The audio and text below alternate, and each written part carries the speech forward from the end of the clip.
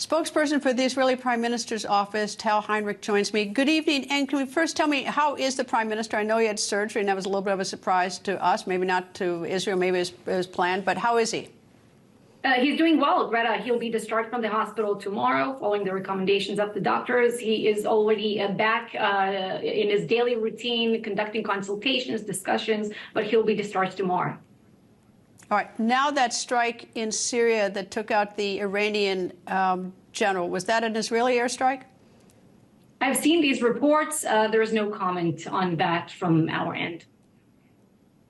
And why is that? Because it's pretty easy to figure this stuff out, once the dust settles. Is it that you just don't have the information? You're not prepared to make that announcement now? Let's wait for the dust to settle then. And no comment on these reports so far. Okay. All right. Let me turn to what's going on here in the United States. It seems that a lot of Democrats are perhaps, and maybe this is too strong a word, turning their back on Israel, trying to suggest that Prime Minister Netanyahu should leave. We've got Majority Leader in the Senate, Chuck Schumer, saying that. He's also Jewish himself. How is that resonating in Israel with so many Democrats making these statements against the leadership in Israel? I watched the sound bites that you played before the previous guest, and I have to tell you this, it's really not about a political issue here. It's not about Prime Minister Netanyahu. It's not about the IDF. It is a decision that we Israelis took as a nation, that Hamas can be no more, that we're no longer agreeing to life next to a terrorist enclave. We're not going to go back to reality of October 6th. The war objectives, as the Prime Minister have defined them, is something supported by the overwhelming majority of Israelis. And according to polls, by the way, also a solid majority of Americans understand why Hamas can be no more. We will dismantle them as a governing body in Gaza and as a terrorist organization.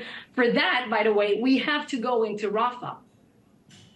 Every time I hear someone speak out against Israel, the first thing I want to know from that person is have you walked that kibbutz or the two kibbutzes, or even where that concert was? That's number one. And number two, if you couldn't do that because you couldn't travel, have you contacted the Israeli embassy, certainly leaders in Washington, to see that 46 or 47-minute video where Hamas videos for themselves what they did to all those innocent people? Because I think that puts things in much greater perspective.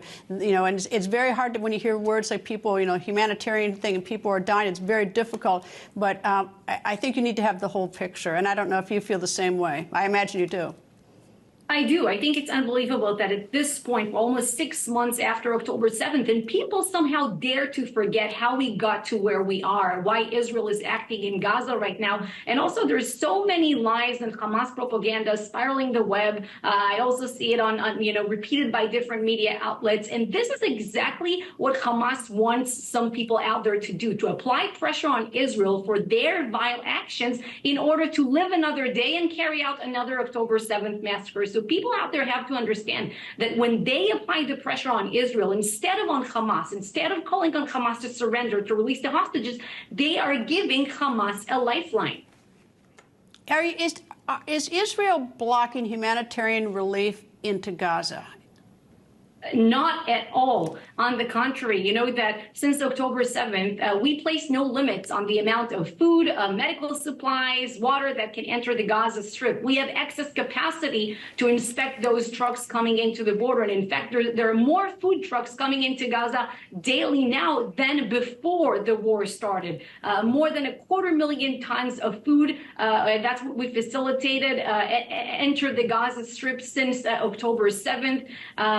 And really, we're finding more and more creative ways to better the mechanism of aid distribution, because that is the problem. There's no problem with getting the aid inside Gaza. There are challenges with getting the aid around Gaza, more specifically to the northern parts of Gaza, where you only have about 10 or 15% of the population at this point.